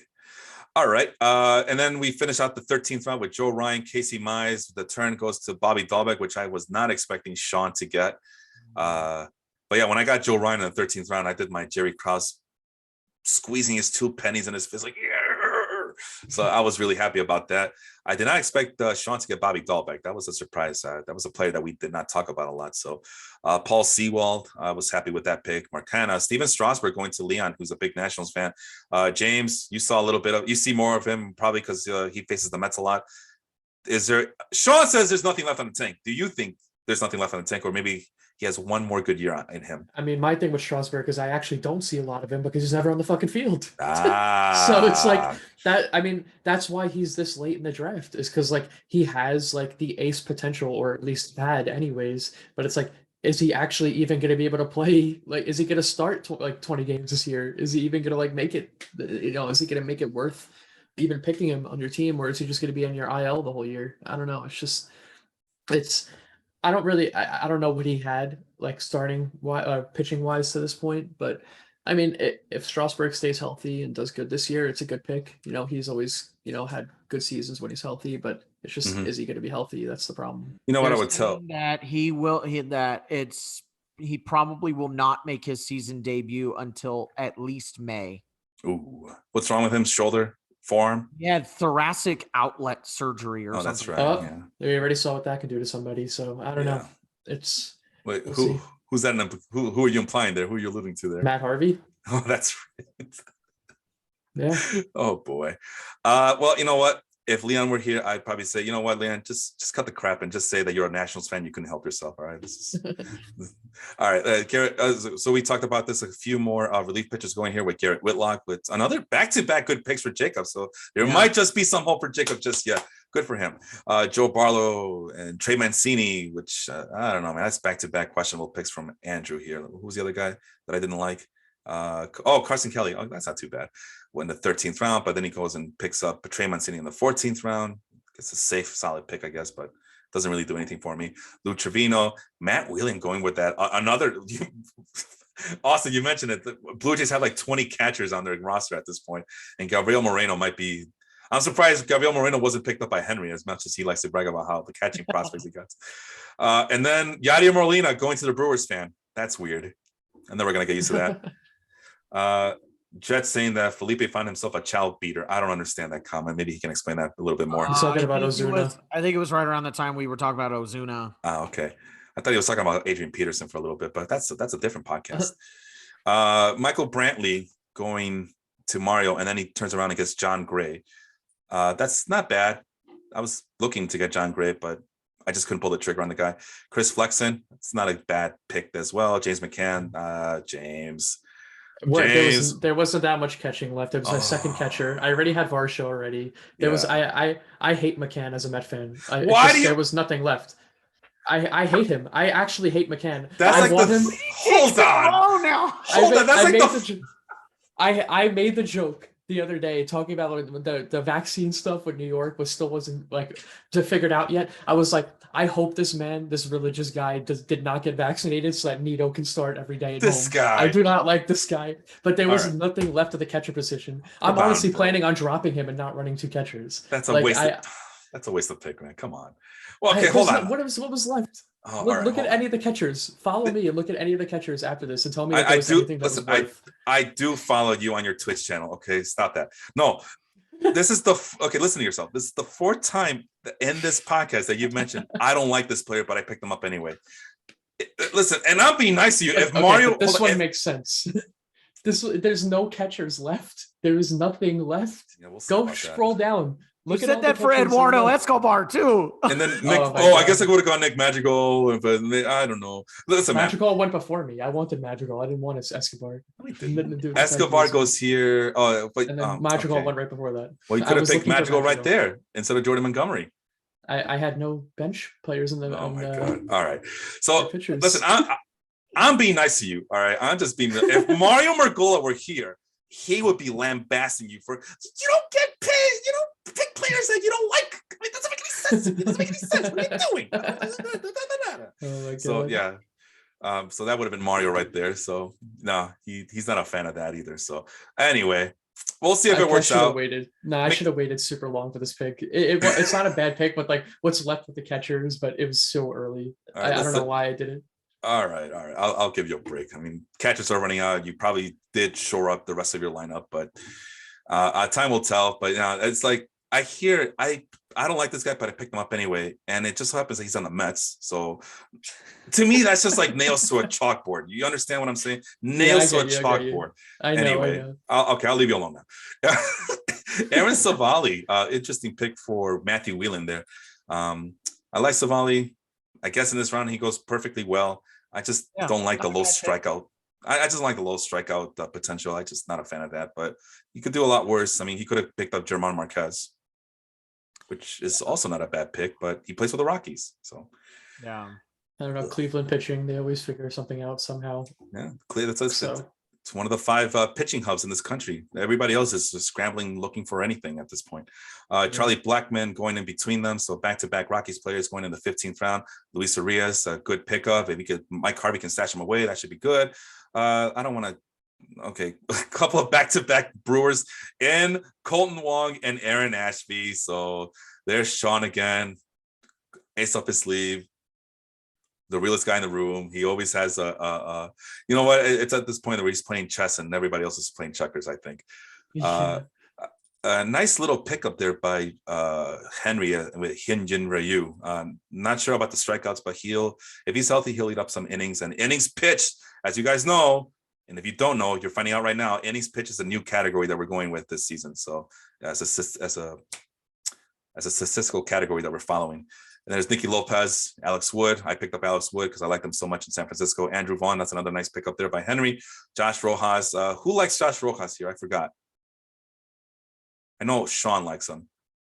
Was that you? No, I thought somebody complimented Josh. No, Rojas. we just mentioned him when we were talking about my Escobar pick. Gotcha. Andres Jimenez Andres Jimenez going to the Mets fan here in Jacob. So listen, man, it's not a bad pick, but I just don't know what the situation in Cleveland is going to be because I see that he might be starting, that he might be coming off the bench. You can't deny the stolen base ability, but I would have preferred Avisel Garcia going to Mike Harvey's team. Now that's a pick up there. If I didn't have a right fielder in Juan Soto, I definitely would have gone after Avisel Garcia. David Bednar, that's a nice pickup there for Matthew Whelan. Nice pickup here, Anthony Desclafani. Listen, I like all the Giants, except for Alex Cobb. Alex Cobb's a little bit of a question mark, but I definitely would have picked up Alex Wood or Desclafani before I picked up Alex Cobb. So good job there by James. Let's move on. Jonathan Villar. James, are you those Mets fans who don't like Jonathan Villar, or is it just a Sean thing?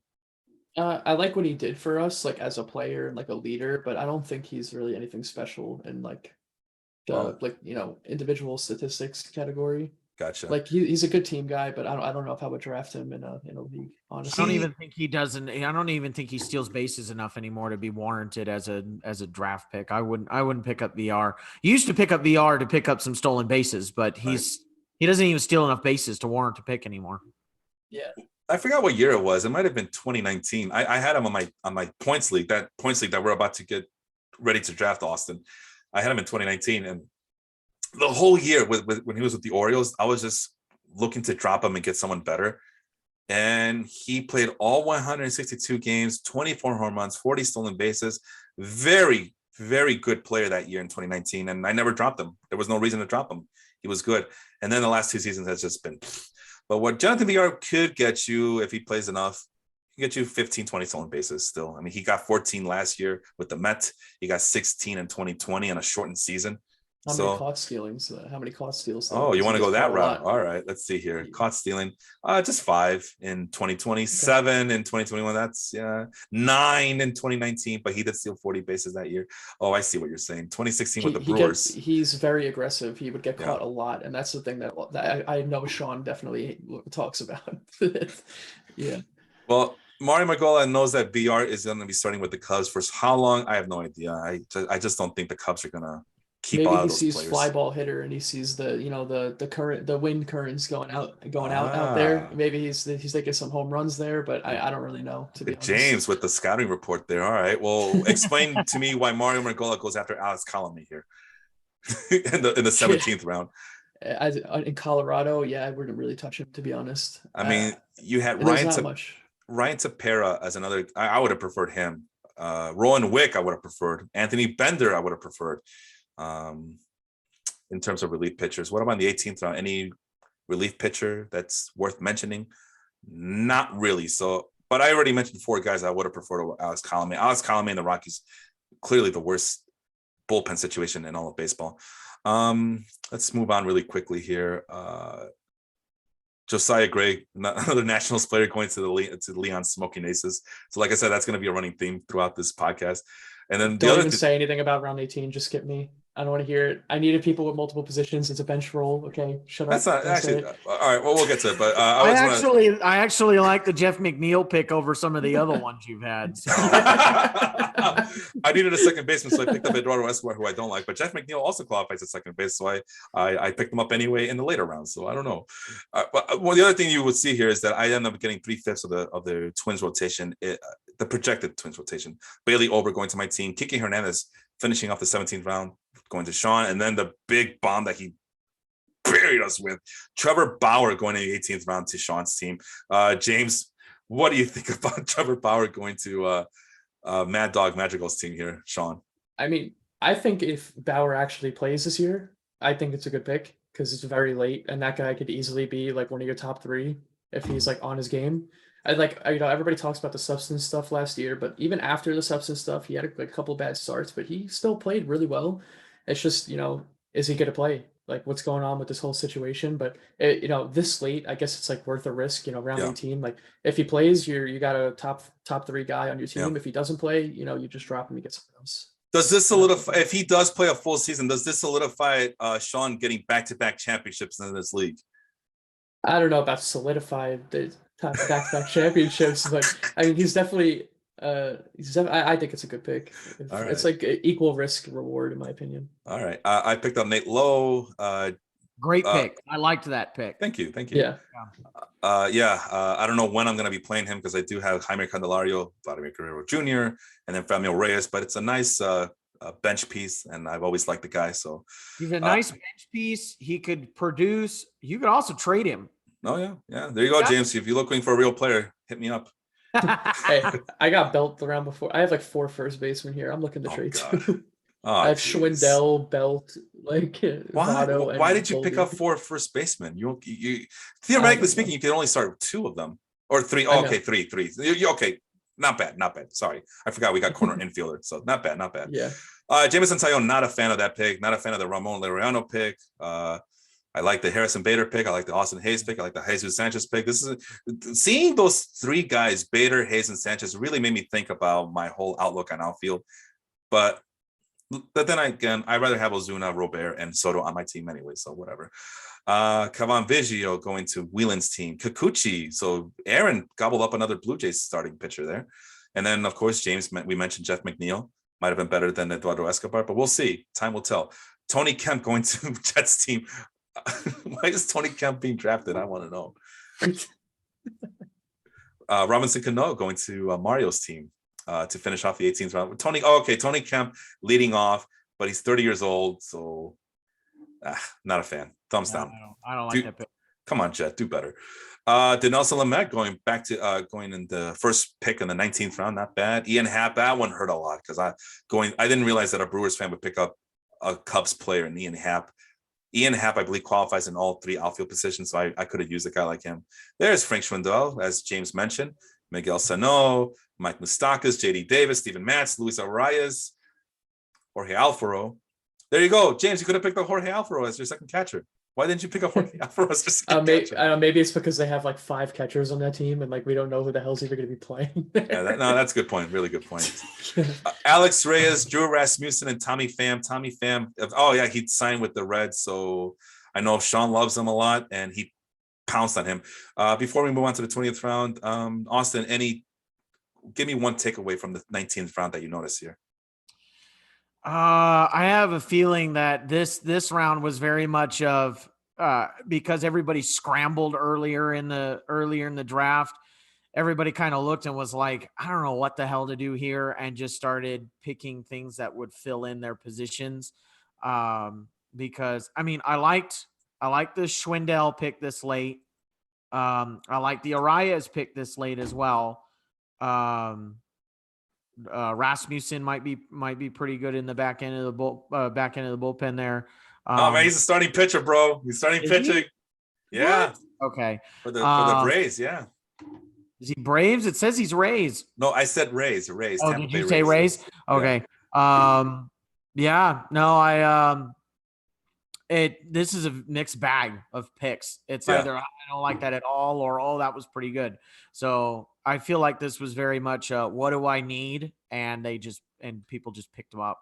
Yeah, because we noticed in the other rounds they're like, oh, okay, well, catchers are going heavy, or relief pitchers, or starting pitchers are going heavy. Yeah, you're right. This is a nice mixed bag of just filling out your bench pieces. James, I got to ask you this, man.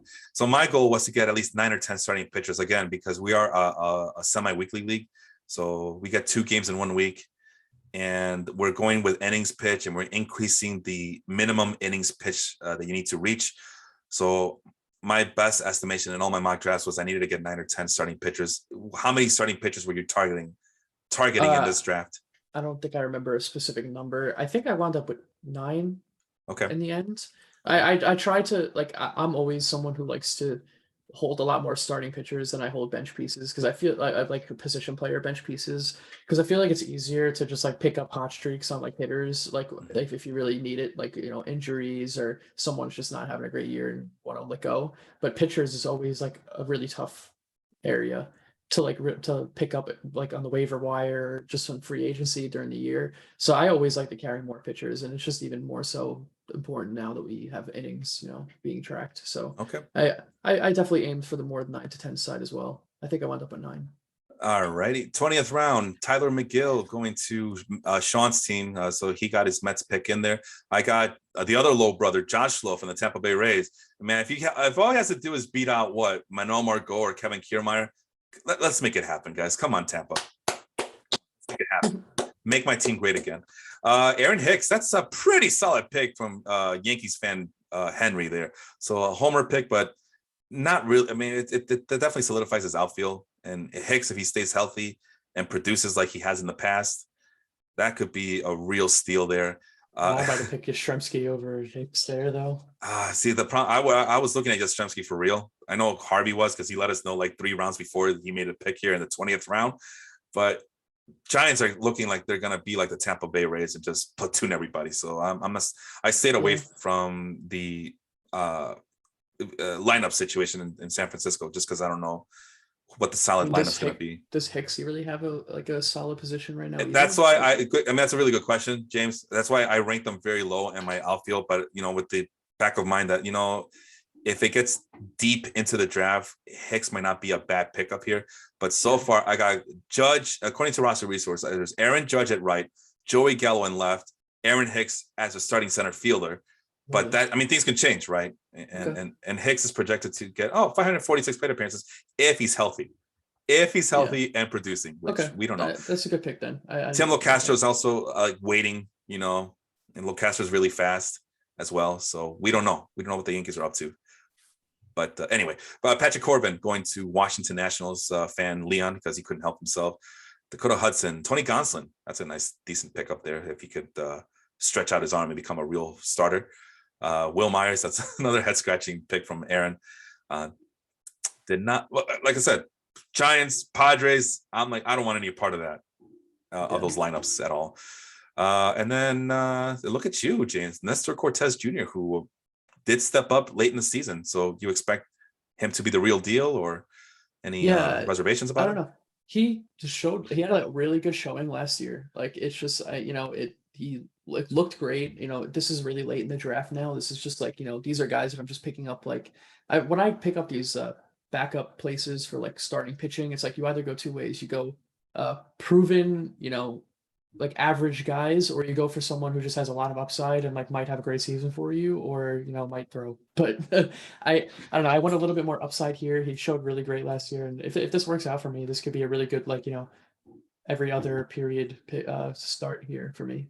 All right, and then Jet picks up Luis Garcia, super utility guy. Luis Garcia, who you'll be appreciative that I am wearing my White Sox hat today, and I can say with all honesty that I do not like Luis Garcia whatsoever. Not in fantasy, not as a starter. If he's just a bench piece on the White Sox and that's all he is, fine. But if the White Sox are depending on him to be an everyday starter, I'm gonna claw my eyes out because he shouldn't be starting every day. But that's just me. And Mario picking up Luis Patino, and again, Mario just picking up all the post-hype prospect sleepers at this point. He picks up Cole Sol. What's that?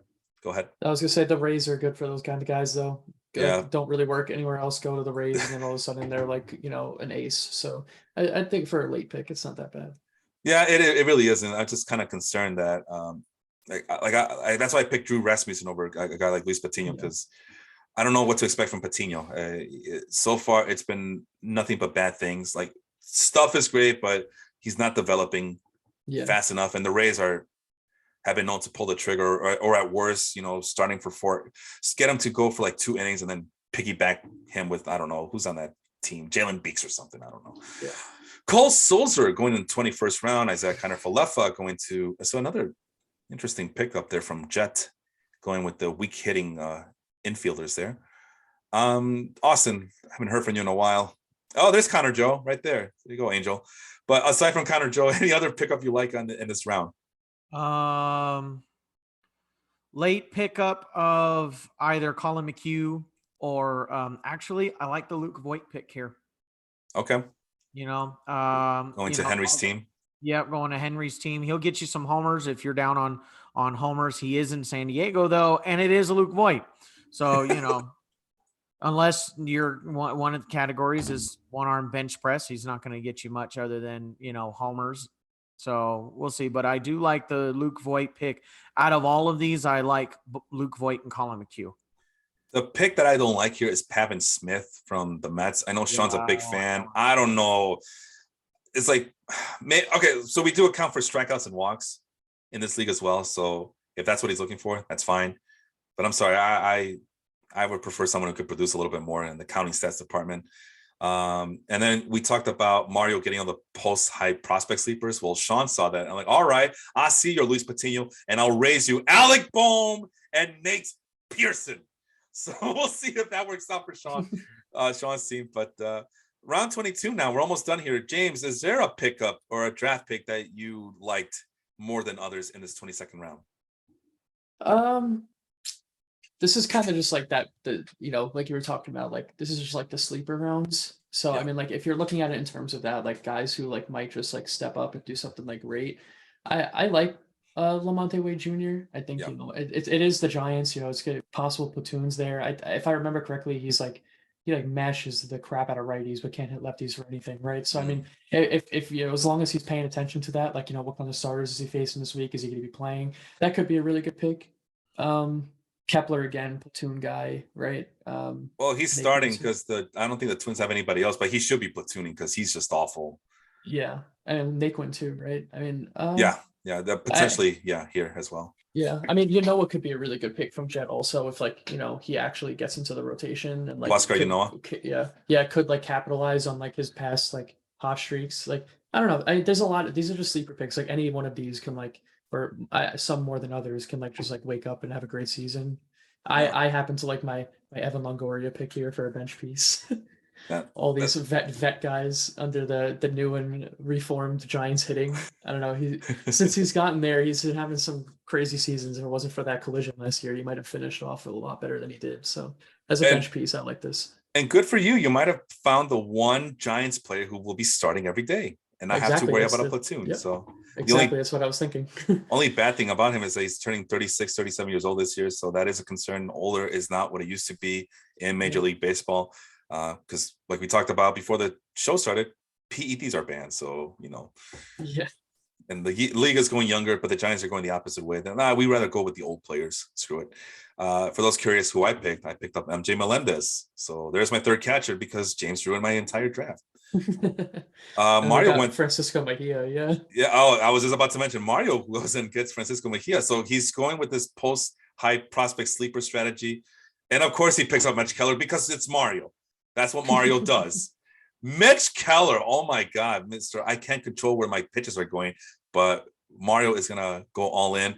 There it is. Randall Grichuk going to the Brewers fan. I was so mad about this because I got the notification for the trade like 2 rounds before this pick, right? And I was like, all right, who's paying attention to like the trades, right? Because Grichuk in Colorado seems like a match made in heaven, in my opinion. Like this is like such a good like round 23 pick.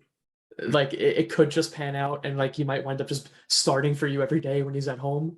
But it's like, he picked him literally the pick before I was planning to pick him. So I got so pissed about this.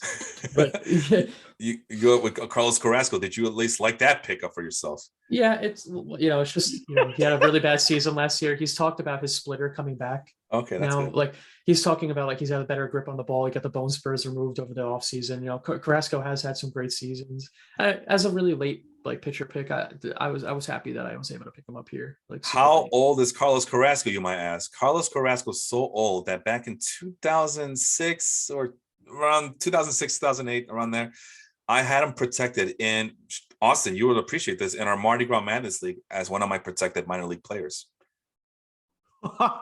And I've been waiting ever since for Carlos Carrasco to live up to his lofty expectations. So maybe with the Mets this year, he might. We'll see. Austin, I asked you who you like in the previous rounds. Give me a player you didn't like in the 23rd round. Hendricks. Kyle Hendricks, huh? I don't like Hendricks. I don't like Stallings either. Stallings is a defensive catcher. He's not an offensive catcher. I don't like either one of those.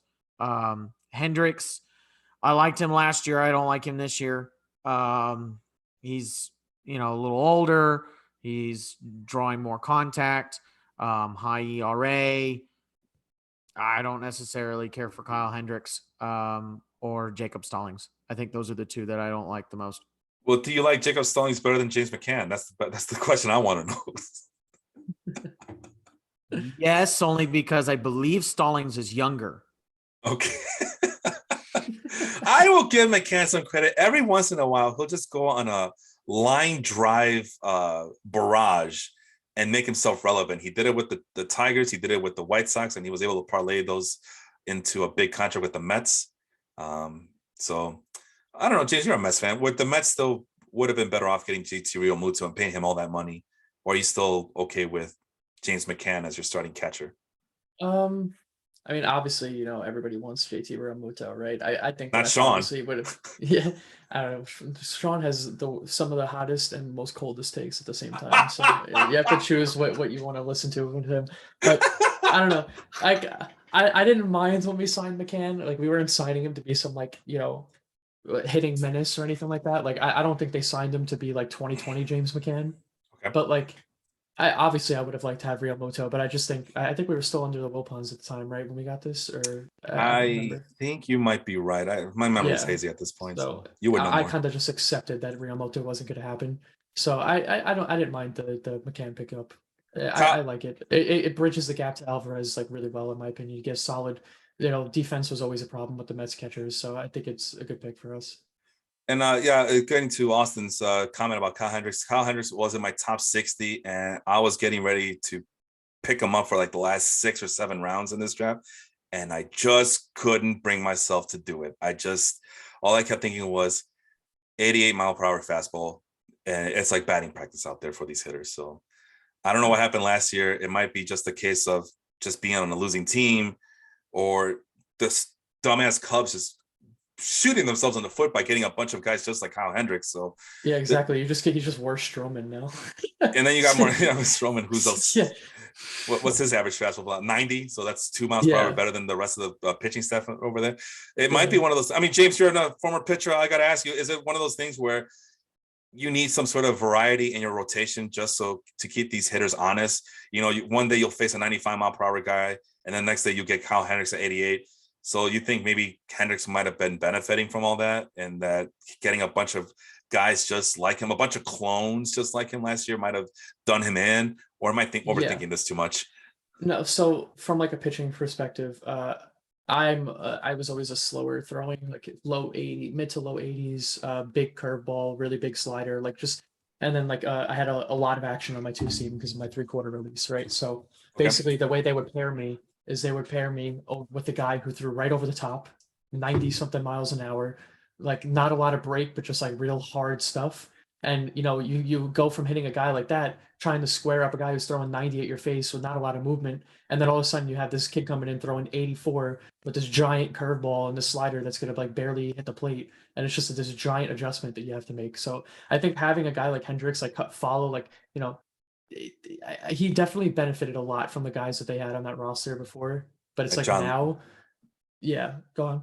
I was gonna say John Lester, John Lackey, and there's a name that escapes for me. some time, right? Yeah, sorry, thank you so much. Jake Arrieta was the other guy I kind of forgot about. But it's like now, it's like the way I see it is he's just like slower throwing like Strowman, and Strowman already throws slow. It's like if I'm hitting against the Cubs and I face a guy like Strowman, and then all of a sudden I'm facing Hendricks the next day, it's gonna feel like I'm hitting against the same person, but they're throwing even slower at me. You know what I mean? It's like I don't know. I don't really like Hendricks either. That's why I let him slip and I picked Carrasco instead. I'm not really sure where he's going. He's getting a lot older too. So I don't know. Yeah. Hendricks is turning 32, which, as you guys know, when you're talking to me about these pitchers, that's like the new 35 when you count in inflation. But I am also the same guy who will tell you sometimes older is better with starting pitchers. They're a little bit more reliable, they're a little bit more seasoned, a little bit more crafty. But it would help a lot if Hendricks can go above 90, which he's not. So anyway, so we finished this 23rd round at catcher. Sean loves every single Blue Jays catcher that he went out and got Danny Jansen. So Alejandro Kirk and Danny Jansen are on the same team with Sean. I'm sure he's pretty happy about that. And then he picks up prospect Roncy Contreras. So I don't know if Sean is playing mind games with Mario, but you see Mario picking up the failed prospect and Mitch Keller, and then for the Pirates, and then Sean picking up Roncy Contreras, also from the Pirates, who's in the lower levels of the minor leagues. So that should be interesting. I went back-to-back relievers, as I explained at the beginning of the show. Tyler Matzek and Art Warren. Jaron Duran going to the Yankees fan here, Henry. So he paired up. Not to bury the lead, but he also picked up Jack Leiter in the 23rd round. So there's his strategy. I have a feeling that's he's going to pick him and stash him. No, he has to. I mean, he has no choice. He's going to have to reshuffle his minor league slots. He might have some room. I know that he has 2 catchers protected at this point. So that's just going to add to. Well, and I think he's banking on that Bart and Rushman. Yeah, Bart and Rushman are both going to play this year, and they're going to be mainstays in that lineup. So he's trying to get his minor leaguers now. Yeah, but he also picked up Anthony Volpe, and we talked about it. Like, this only works if both of those guys get called up next season, because by 2024 we start over again, including minor league players. I asked you guys, did I ask you guys, or did I ask Aaron and Sean, who are my commissioners? Do we want to protect the minor league players for the rest of life, or do we just start completely over? And I think everybody said, let's just clean slate after 2023 and start fresh in 2024. So I hope Henry got the memo there. But Jaron Duran, not a bad pickup if Duran can start and he can steal bases. Corey Lee from the Astros going to Leon's team. Dominic Smith One I day, think that's a good pick with the universal DH. I think that's a really good pick for the And last. I don't know if anybody's been watching like spring at all. Spring is spring, but yeah. Dom came in and they interviewed him after his bad season last year, and he was like, "I'm hitting 330 home runs this year," and he has been like, Keith. I don't know if you guys have seen also that Keith Hernandez is actually allowed on the field now after Yeah, what was that Era is about? gone. Basically, just other managers and the front office were just like afraid of Keith. Like I guess the Why? coaches were afraid of their jobs. Keith doesn't want to be a coach. Just can you imagine if guys like Alonso and Smith had Keith Hernandez at the spring at Yeah. the development camps, like helping these guys come up. Like it's I think Dom. I compare Dom to Keith. Like very like I think they're like very similar Hmm. archetypes of players, and having him around like it's showing an impact on Dom. He hit 2 homers off of Scherzer in a spring in a inter squad game. He's mashing the ball in spring so far. Like he just and with the DH, it's like hopefully Cano can shoot up again so he can get banned for good, so we never have to see his face again. And then Dom could be the everyday DH. But I this is could be an amazing pick in round 24 with Dom Well, here. I mean, I like Dom Smith. I mean, in 2019 or 2020, he saved my season, and I couldn't believe that I picked him up off waivers when we had all these Mets fans in that league. So I always have a special place in my heart for Dom Smith. I just don't like what the Mets are doing to him because right now, Yeah. At left field, right, that's the other position he plays. Well, you just signed Mark Canha to a long-term deal, right? So you can't. Yeah. So you got to put him up there. Who else? Where else can he play? First base, Pete Alonso? I don't think so. And then again, you just mentioned Robinson Cano at DH. Why isn't Dominic Smith there? But then he also would have to battle JD Davis as well because Davis could be a decent hitter as well when he's when his head is on right or whatever. I'm running out of things to say, cliches to say about players here at this point. But no, it's a deep lineup, man. That's why I always say, man, Mets look good. And every time they play, they just let me down. So, but yeah, if Dominic Smith weren't on any other team, I think I would like him more, but he wouldn't be going to the 24th round. I'll tell you that much. Drew's second writer going to Mike Harvey's team. So both closers for the Mariners get picked up in this draft. I picked up Paul Sewell. Drew's second writer goes to Harvey's team. James Karinchak going to Andrew's team. Zach Plesac going to Aaron's team. I don't know who Michael Harris is, but he's going to go to Matthew Whelan's team. Wilmer Flores going to the Mets fan here, James. Wilmer Flores, huh? You like him out there in San Francisco again? No, it's just like this is like the bench. These are the bench rounds, and he didn't have anybody else. He didn't like that pick. No, he's my thing with him is that the Giants are huge on platoons. He plays second, third, and first, so he has corner and middle infield eligibility. And DH as well. He can play DH. And DH. Yeah, and I could just if I see that they're playing like 3 lefties in a row, 2 lefties in a row in that period, I could just throw Wilmer in there, let him hit 300, get a couple of bombs or something like that, and it's just it's the last pick of the draft. Yeah. He gives me multiple versatility positions, and he might just mash the shit out of lefties for me if I need him down the stretch. So I've always liked Wilmer, man. He always posts really good ops numbers on base and slugging percentage numbers. It's the only thing I don't like is that he doesn't play every day. I don't know if that's just to kind of hide him, but yeah, against lefties for sure, especially in a league like ours where you just mentioned, you can kind of manipulate the scheduling a little bit to your favor. So we'll see if that works out for you. Rayber San Martin, which is a player that we've been talking about a lot. Well, relatively speaking, of course, from the Reds. He might be a starting pitcher this year. And I guess Jet realized that. I noticed that Jet likes to pick a lot of players from different teams in the NL Central, being the Brewers fan that he is. So it's the opposite of some of these Mets fans where they pick up guys from the Nationals and the Braves and the Marlins because they're used to them getting their asses kicked by them. I don't know. Yeah. Okay, so San Martin, where is he? So San Martin, long relief pitcher for the Reds, but he at one point was projected to start for them. So we'll see what happens there. And of course, we start the draft with Aaron Nola with the number 1 pick overall, and we finish the draft with Mario Margola with the last pick, getting Austin Nola. So we start with Aaron, we end with Austin Nola. And that is it. There's the big board right there of all the teams that were in the part of this draft. So yeah, interesting. You know what I like about this draft, James? What I like about this more than the other typical baseball drafts is that I can, and I told this to Matt Bushnell too this past week, because we talk a lot. I can draft this team to the way I would construct a real Major League Baseball team, just because of the way it's set up, the category league to it, the head-to-head semi-weekly aspect to it as well. That I can pick and choose my players the way I would choose a real baseball team. I mean, do you see it that way, James, or do you still see it as this is a fantasy team, so I got to draft for all these fantasy categories? I don't know. What's your take on this league so far? I think you're right. It feels a lot like you're almost like a real manager in a way. You got to like pick these guys that you need certain categories. You need to hit some home runs. You need a lot of RBIs. You need guys to get on base and steal bases and score and everything, right? And it's like, and then you need a strong pitching lineup with depth and everything. It's like, you really need to think like, if I were a manager, like who would I want in this spot here? And it adds like an extra level to like not only like your enjoyment with the league, but also just like the mental like strategy aspect of like how you have to plan out everything.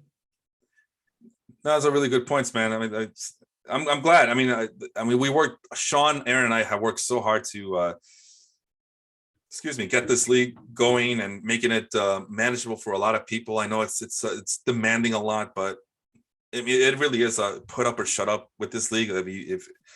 I purposely make it tough because I want to see how far can you take your baseball knowledge, because I only take the smartest people into this league. People are crying that they want to be a part of this league. I'm sorry, nobody wants to quit. So yeah, that's why Austin and I created that too. Yeah, we had one guy quit on us. Since we went to Fantrax, we had one guy quit on us, and he never came back to me about coming back. But either way, there's no room. And that's why Austin and I, we had to create a separate league just for all the guys who are on the waiting list, just to come at me, because they want a piece of me.